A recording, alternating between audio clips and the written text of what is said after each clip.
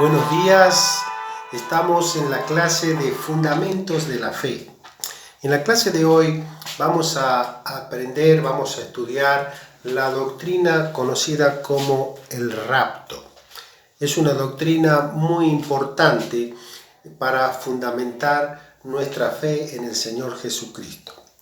El rapto, cuando nosotros pensamos en la palabra rapto, debemos pensar en un secuestro. Algo que va a ser realizado con violencia, con poder y donde se va a sacar algo de un lugar para llevarlo a otro. Esto es el rapto. El Señor Jesucristo en el Evangelio de Juan nos dice que Él iba a volver y os tomaré a mí mismo. Y esto es lo que va a hacer. El acontecimiento futuro más inminente que esperamos los creyentes es el rapto de la iglesia. La población mundial, que ronda cerca de los 7.000 millones de habitantes, va a sufrir un vaciamiento por los millones de cristianos que existen en todo el mundo. Bueno, vamos para poder ir ubicándonos un poquito en el tema, para facilitar dónde nos ubicamos en el tiempo. Hemos hecho una línea de tiempo. Acá podemos ver una línea de tiempo. Bien, donde tenemos que en el punto A podemos ver que hemos puesto el nacimiento del Mesías prometido, la muerte del Mesías y la resurrección del Mesías.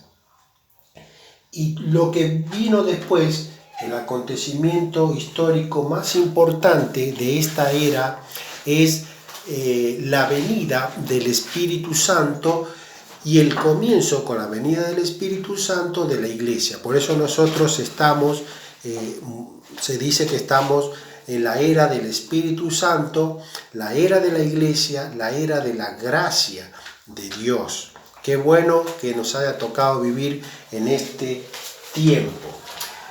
Inmediatamente a esto sucederá lo que dice el punto B, que es el rapto de la iglesia, el arrebatamiento.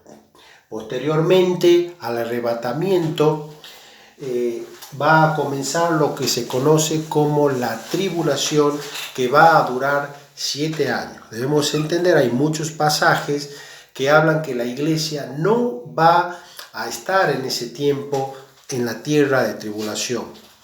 Dice en Tito, aguardando la esperanza bienaventurada y la manifestación gloriosa de nuestro gran Señor y Salvador Jesucristo. Es una esperanza bienaventurada. También dice que el Señor nos iba a librar de la hora de la prueba que va a venir sobre el mundo. Por esos dos simples argumentos sostenemos que la iglesia no va a estar en este momento de la tribulación. Y pasados esos 7 años de angustia, va a venir Cristo. Esa es la segunda venida de Cristo, también llamada el Día del Señor.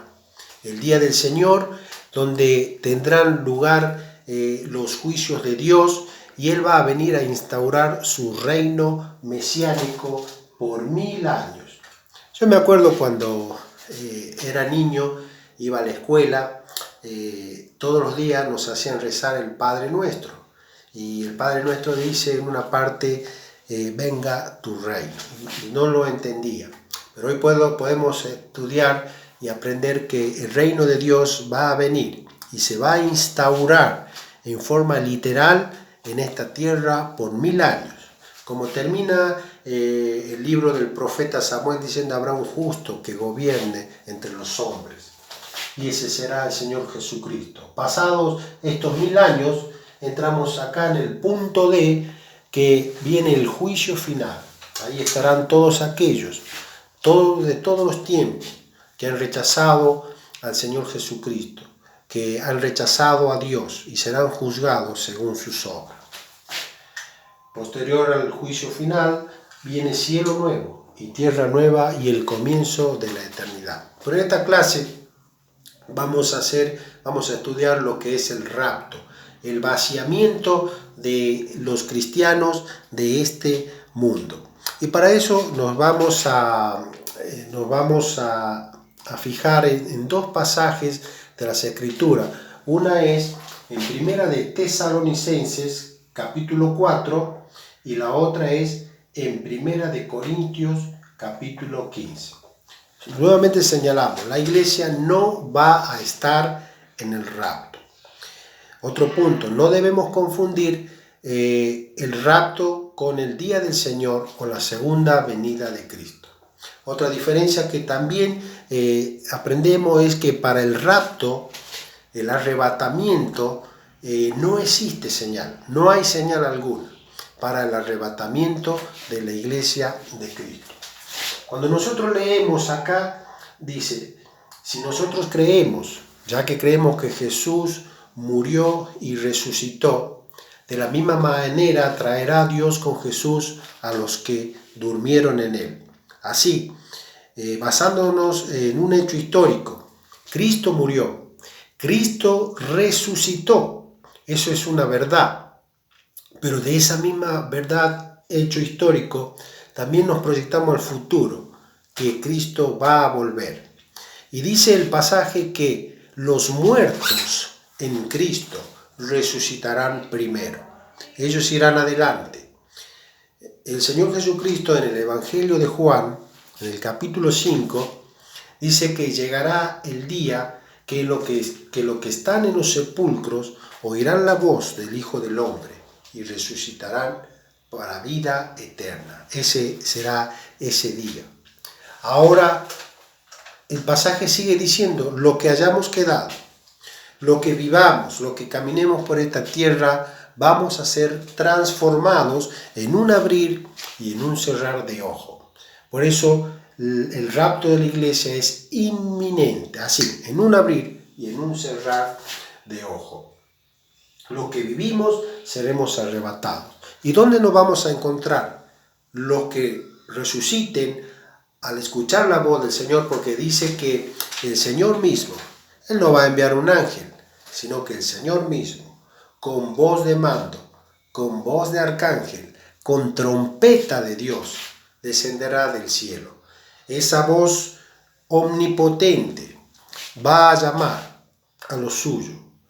Jesús dijo, mis ovejas oyen mi voz y me siguen, y esa voz nos atraerá a Él. Y el encuentro va a ser en el aire. Todos los salvados de todos los tiempos nos vamos a encontrar en el aire con el Señor Jesucristo. ¡Qué gloria! ¡Qué esperanza realmente bienaventurada tenemos los hijos de Dios! Cristo viene a buscarnos.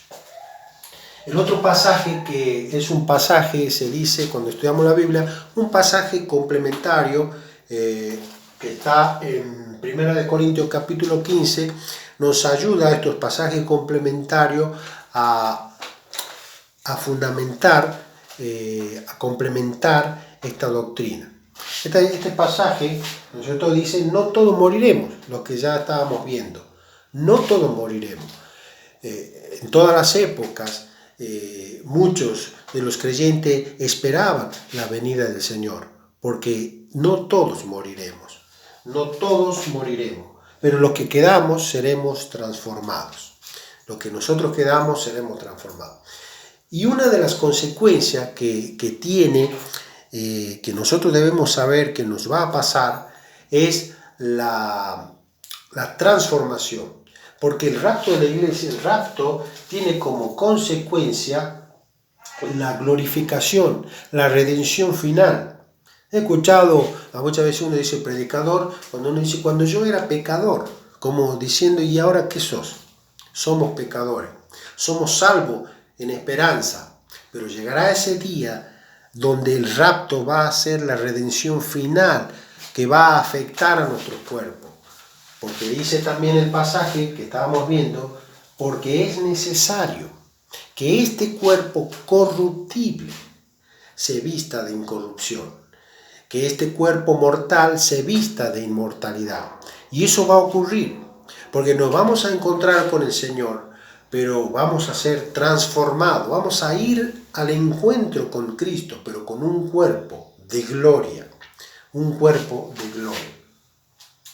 Dice Filipenses capítulo 3, versículo 21, dice que el Señor en esa voz de mando, en esa voz de arcángel y con esa voz de autoridad, dice, el cual transformará el cuerpo de la humillación nuestra para que sea semejante al cuerpo de la gloria suya. En el rapto experimentaremos la transformación.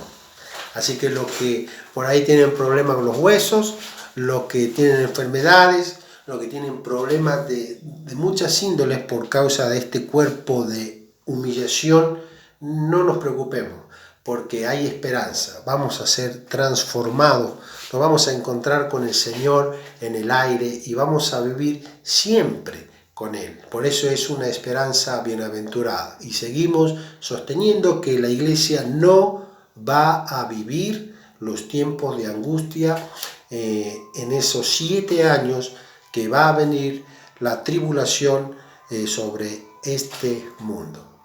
Bueno, sigamos estudiando y pensando en esto.